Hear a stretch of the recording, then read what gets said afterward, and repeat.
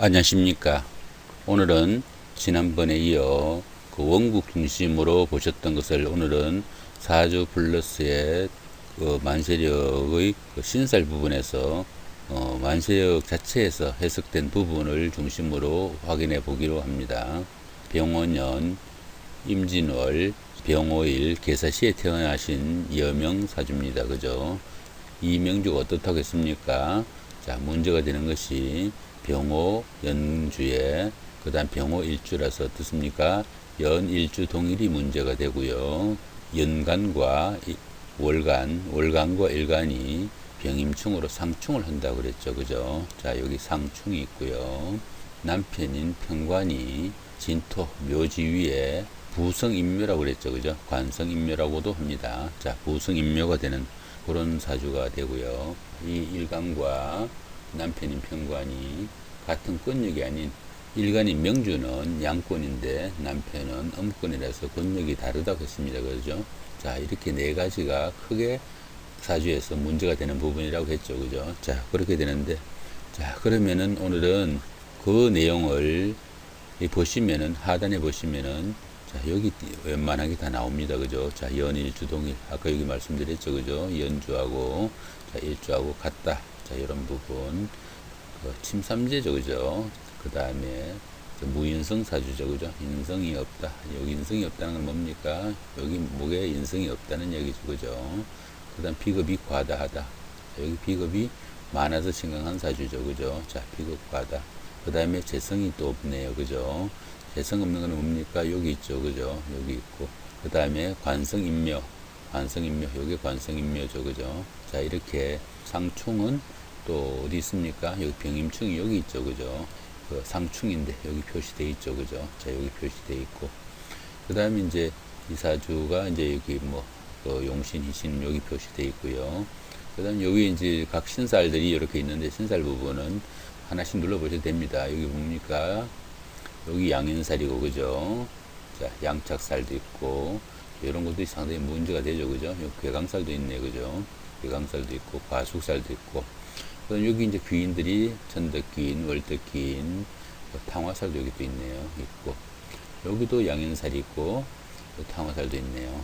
자, 이 사주는 이렇게만 보셔도 어떻습니까? 아, 상당히 센 살이죠. 그죠? 자, 양인살이 이렇게 두 개나 있고, 탕화살, 양착살도 있고, 탕화살도 있고, 여기도 또 탕화살 있고, 그죠?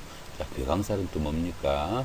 괴강살도 그 자체로 혼자 살 수 있는 그런 약간 센 살입니다. 그죠? 과숙살은 또 뭡니까? 이 자체도 또 남편을 사별하는 그런 사주죠. 그죠? 자, 그렇고, 천덕귀인, 월덕귀인, 이 두 가지가 좋기는 합니다만은, 상당히 셉니다. 그죠? 자, 이런 것들은 어떻습니까? 하나씩 눌러보시면은 대강 나온다고 그랬죠. 그죠? 자, 먼저 설명드린 거 위에 거 큰 것부터 한번 해볼까요? 자, 이거 보시면 어떻습니까? 연일주 동일. 연일주 동일 먼저 설명은 드렸죠. 그죠? 설명은 드렸는데, 자, 연일주 동일이 뭔가 이렇게 눌러보시면은, 자, 이렇게 나오죠. 그죠? 자, 연일주 동일. 연주하고 일주가 같은 경우인데, 연주하고 일주가 똑같은 기둥으로 이루어진 경우가 된다. 그 다음에 뭡니까? 연주는 조상궁인데 자신을 나타내는 일주와 같다는 것은 조상과 자신이 동격이라는 이야기입니다. 그죠? 통상 이런 경우가 돼서 조상의 노여움으로 이별수가 있거나 과부운이 있다고 본다. 이렇게 보고요. 일주가 그 연주하고 같을 수도 있고 월주하고 같을 수도 있고 시주하고 같을 수도 있겠죠. 그죠? 그 중에서 일주가 연주하고 같은 경우가 가장 나쁘다 하는 이야기입니다. 그죠? 이 경우는 젊은 나이에 남편과 헤어지거나 성상가부가 될 수 있다 하는 게 이런 게 이제 뭡니까? 연일주 동일에 연일주가 같을 때 나타나는 폐해라고 보는 겁니다. 여기 지금 침삼재 돼 있죠. 그죠? 눌삼재라고도 하고요. 자, 여기 보시면 어떻습니까? 삼재는 3년 동안 계속 그 애군이 있다고 하는 건데, 그죠? 그 삼재는 천살, 지살, 인살로 천살은 뭡니까? 하늘에서 내리는 벌, 지살은 땅이고요. 인살은 사람 간에 생기는 벌이라고 보면 되겠죠. 그죠? 그 다음에 삼재 팔란이라고 해가지고, 삼재는 수재, 화재, 풍재가 있고요. 수재는 뭐 물로 인한 거고, 화재는 불로 인한 거고, 풍재는 바람으로 인한 재난이 되겠죠.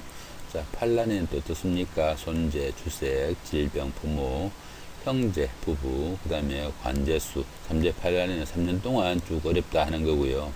그 3년 중에서도 날 삼재, 그 삼재가 나가는 해가 더 안 좋다는 말도 있습니다. 자, 이건 참고하시고요. 그래서 이 삼재, 여기는 보셨죠, 그죠? 자, 2017년 그 침삼재니까 내년까지입니다, 그죠? 내년에 날 삼재입니다. 내년까지가 삼재가 되고요.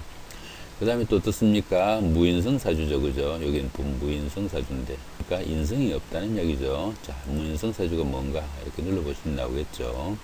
무인성 사주는 남의 입장을 배려하기보다는 자신의 생각을 여과 없이 내뱉는 경우가 많다. 언행에 대한 제어력이 부족해 생각보다 말이 앞선다. 생각이 단순하고 잔머리를 굴리지 않는 관계로 눈치 없는 행동을 하기도 한다. 경제관리이 약하고 세상 물정이 어두워 참 순진하다고 보면 됩니다. 그죠? 순진하고 솔직한데 그걸 인해 가지고 남들한테 그냥 본능적으로 움직이는 그런 경우가 됩니다. 자, 참고하시면 되겠고요. 그 다음 또 비겁도 과다하죠. 그죠? 뭐 인성은 없고 또 비겁은 과다하네요. 그죠? 자, 아까 위에 보셨잖아요. 그죠? 여기 보시면은 뭐 전부 다 비겁이죠. 그죠? 자, 이렇게 다 빨간색이 다 비겁인데 비견과 급제를 비겁이라고 하는 겁니다. 자, 이렇게 비겁이 많으니까 어떻습니까? 비겁 과다가 되죠. 그죠? 자, 비겁 과다는 또 어떤 폐해가 있습니까? 자, 비겁 과다로 심각해진 사주죠. 그죠? 이 사주도. 그 다음 양의 성정이라 화끈하고 남성적이라고 본다. 결단성 있고 과감하나 독선적이고 고집이 세고 그 다음에 남들하고 타협을 하지 않는다는 얘기입니다. 그죠? 그래서 어떻게 독립적이고 외향적이라 외부 활동을 좋아하고 그죠? 대인관계는 물론 부부 사이에도 불협화음이 나타나기 쉬우며 인덕이 부족할 수 있다. 자기 혼자 독선 장군이니까 그죠? 성정이 거칠고 배포가 커 기분파 행세를 하기 쉽다. 자, 이런저런 사유로 부친과 인연이 짧고 모친과는 보류하기 쉽고 친구하고도 화합하기 힘들고 배우자와 헤어지기 쉽고 그죠? 이렇게 되니까 어떻습니까?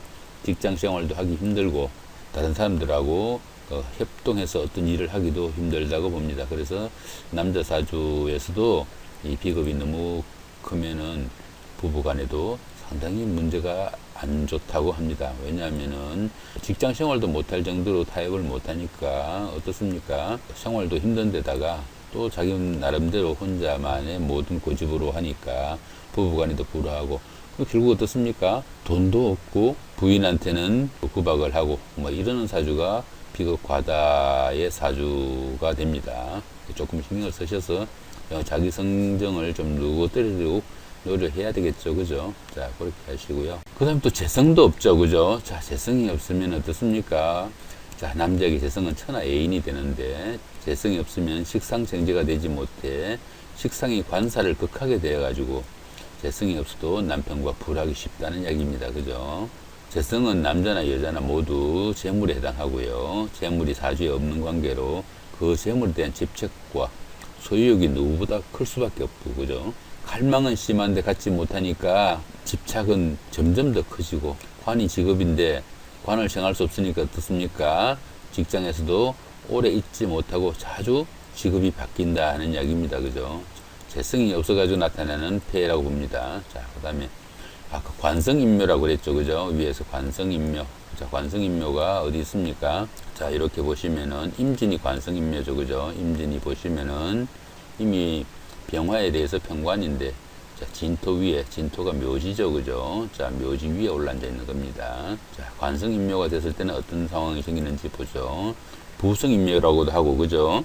사주에서 남편인 관성이 무덤으로 들어가는 격이라 묘에 무쳐 새 역할을 할 수 없다고 보는 겁니다. 이 경우 예명에서는 지지의 토 오행 속에 관성이 있는 경우를 말하고, 그죠? 부성인묘는 관성인묘로 불리기도 한다. 같은 이야기고, 부성인묘가 어떤 영향을 주는지 하는 이야기입니다. 자, 부성인묘는 남편을 잃는 것으로 일찍 예의거나 법률상 이혼을 하거나 이렇지 않더라도 남편이 건달이나 남봉꾼이나 백수 이런 경우에 남편 역할을 못하는 경우에도 부성인묘의 영향입니다. 부성인묘가 강하게 나타나는 경우에는 이별수를 겪게 되겠고요. 약하게 나타나는 경우에는 남편이 부인한테 소홀한 것까지도 부성인묘의 영향으로 보시면 됩니다. 그 경우에는 그 부성인묘의 영향이 약한 경우죠. 그죠? 그 다음에 부성인묘는 예명에서는 부부가 해로하면서 행복하게 끝까지 잘 산다고 보기는 힘들다 하는 이야기고요. 이 경우에 반드시 이별수가 따르지 않더라도 정의 박해가 한 지붕 두 가족으로 살기도 한다. 뭐 이런 얘기죠. 그죠? 자, 그런 이야기들이 이 부성인묘가 가지는 폐해가 됩니다. 보시는 것처럼 대부분은 이렇게 밑에 나타난 이 해석으로만도 어느 정도 사주의 해석이 가능하다고 보면 됩니다. 그 다음 여기 이제 병임충, 아까 여기 보셨죠, 그죠? 여기 위에 있는 병임충. 병임충이 또 어떻습니까? 자, 병임충을 한번 보시면은, 병임충은 병화하고 임수죠, 그죠? 물과 불이 서로 충돌이 되는 겁니다. 자, 그러니까 어떻습니까? 양은 양끼리, 음은 음끼리 충돌이 발생해서 이런 경우를 간충이라 한다, 이거죠, 그죠? 육신으로 본다면 편관에 해당하고요. 천간충은 기본적으로 정신적 스트레스가 심한 편이 된다 하는 이야기죠. 그죠? 천간충이 발생하면 금묘화실에 의해 가지고 부모나 자식 또는 부부 간에 불화가 커지거나 집을 나가는 경우도 생긴다 하는 이야기죠. 그죠?